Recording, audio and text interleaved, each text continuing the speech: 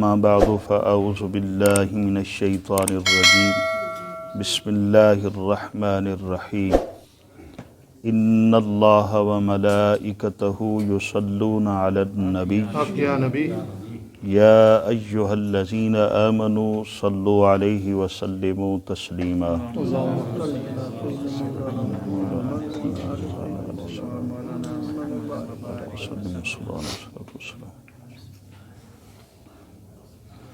وَاتْلُ عَلَيْهِمْ نَبَأَ نُوحٍ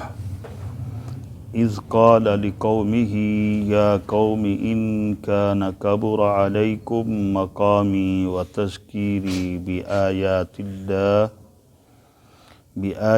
اللَّهِ فَعَلَى اللَّهِ تَوَكَّلْتُ فَأَجْمِعُوا أَمْرَكُمْ وَشُرَكَاءَكُمْ ثم لا يكن أمركم عليكم غمة ثم اقضوا إلي ولا تنظرون۔ سبحان اللہ۔ کفار کہتے تھے کہ ہمارا عقیدہ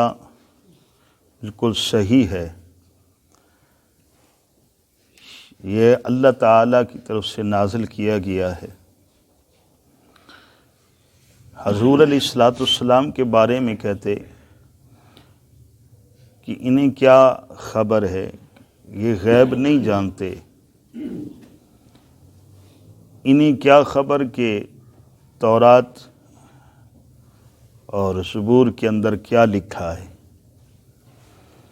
تو اس موقع پر اللہ رب العزت نے اس آیت کریمہ کا نزول فرمایا۔ اللہ رب العزت نے ارشاد فرمایا وَاتْلُ عَلَيْهِمْ نَبَأَ نُوحٍ، تلاوت فرماؤ پیارے حبیب صلی اللہ علیہ وسلم ان پر نبأ نوح، خبر نوح علیہ السلام کی، انہیں نوح علیہ السلام کی خبر پڑھ کر سناؤ۔ یہ تو کہتے ہیں تورات زبور کے اندر کیا لکھا ہے،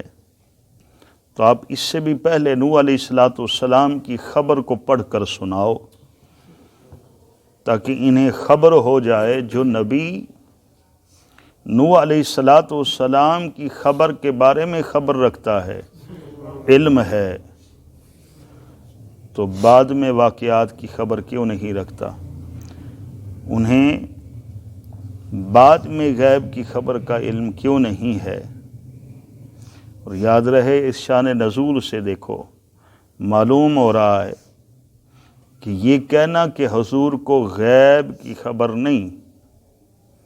غیب نہیں جانتے، تو یہ کافروں نے کہا تھا، تو یہ ایسا کہنا پھر کافروں کا طریقہ ہوا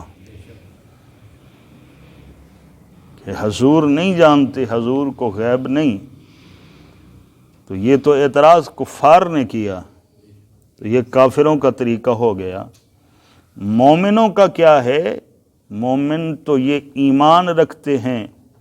کہ ہمارے سونے آقا اگلوں پچھلوں سب کی، زمین آسمان کے اندر جو کچھ سب کی خبر رکھتے ہیں، تک قیامت ہر ایک چیز کی خبر رکھنے والے ہیں۔ اللہ رب العزت نے انہیں یہ علم عطا فرمایا ہے۔ اس لیے پیارے حبیب ذرا انہیں نوح علیہ السلام کی خبر پڑھ کر سناؤ کہ اذ قال لقومہ، کہ جب کہا واسطے اپنی قوم سے، یا قومی، اے میری قوم، ان کان کبر علیکم مقامی، اگر ہے شاک علیکم تم پر، سخت ہے، شاک ہے، مقامی میرا ٹھہرنا، میرا رہنا، کھڑے ہو کر واز کرنا تمہارے اندر، میرا گزرنا، میرا گزرا، میرا کھڑا ہونا، میرا رہنا، یہ شاک ہے، وَتَذْكِيرِي، اور میری نصیحت کرنا، بِآيَاتِ اللَّهِ، اور اللہ کی نشانیاں یاد دلانا، اللہ تعالیٰ کی آیات نشانیاں یاد دلانا، یہ شاک گزرا ہے تم پر۔ فَعَلَى اللَّهِ تَوَكَّلْتُ، بس اللہ ہی پر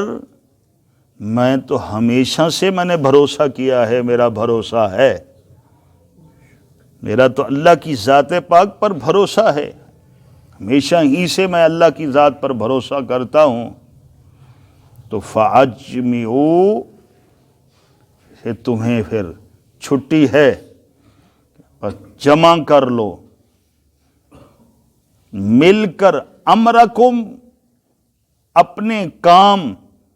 یعنی مل کر اپنی سارے کام کٹھے کر کے اس کے اوپر سوچو سمجھو، اس فیصلے کے بارے میں جو تم نے فیصلہ کرنا ہے، اس فیصلے کے بارے میں سارے امر سارے جمع کر لو، پھر خود تم بھی نہیں، وَشُرَكَاءَكُمْ، جنہیں تم خدا کا شریک ٹھہراتے ہو نا، تو وہ تم اپنے سارے شریک بھی بلا لو، سارے کے سارے جمع ہو جاؤ، اپنے شریک بھی اور تم بھی، تاکہ کل کو تمہیں پچھتاوا نہ ہو، کل کو یہ بات نہ ہو کہ ہم نے تو اس کے بارے میں کچھ سوچا نہیں،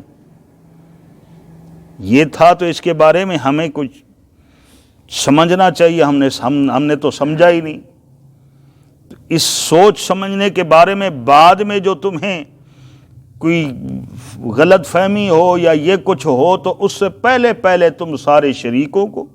سارے اکٹھے ہو کر اس فیصلے کے بارے میں سوچ وچار کرو، سمجھو، سارے مل کر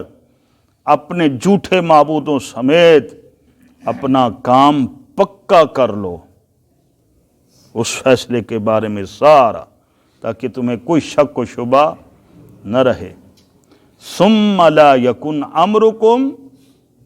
علیکم غمہ، پھر نہ ہو تمہیں اپنے تمہارے کام میں، علیکم تم پر، غمتن کچھ بھی الجھن نہ ہو، تمہیں کچھ شک و شبہ نہ ہو، تمہیں کچھ الجھن اس کے بارے میں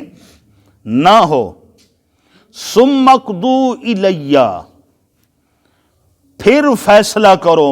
میرے بارے میں، پھر میرا فیصلہ جو کرنا ہے نہ کرو، سب کچھ سوچ سمجھ کر اور ایسا فیصلہ اس کے اوپر پختہ ہو جاؤ کہ بعد میں تمہارے دل کے اندر کوئی تھوڑی سی الجھن بھی نہ ہو کہ ہمیں سوچنا چاہیے تھا، تو ہمیں یہ کچھ کرنا چاہیے تھا۔ تو اس سے پہلے پہلے اس فیصلے کے بارے میں سب مل کر اپنے شریکوں کو بلاؤ، سارے اکٹھے ہو کر اس فیصلے کے بارے میں اپنا کام پکا کر لو، پکا کرنے کے بعد پھر تم میرے بارے میں جو فیصلہ کرنا ہے کرو، کیا سزا دینی ہے، کیا کرنا ہے، جو کچھ بھی کرنا ہے، یعنی جو تم فیصلہ تم کرتے ہو پھر وہی فیصلہ کرو۔ وَلَا تُنْظِرُونَ، میں تم سے مہلت نہیں مانگتا، مجھے مہلت نہ دو، مجھے کچھ بھی مہلت نہ دو، جاؤ تمہیں مہلت ہے، بیٹھ کر اس کے بارے میں فیصلے کے بارے میں سوچو